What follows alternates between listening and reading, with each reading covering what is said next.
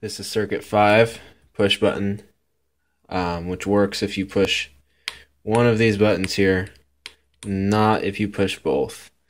Now I'm going to try something here. Try and change it to where I have to push both for it to turn on. So do that.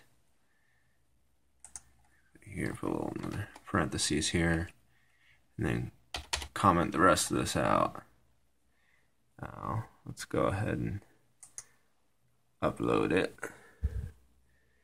Now, let's see if this works.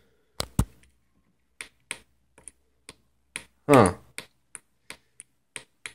So it just does slightly opposite, not really. Okay. Well, that was interesting.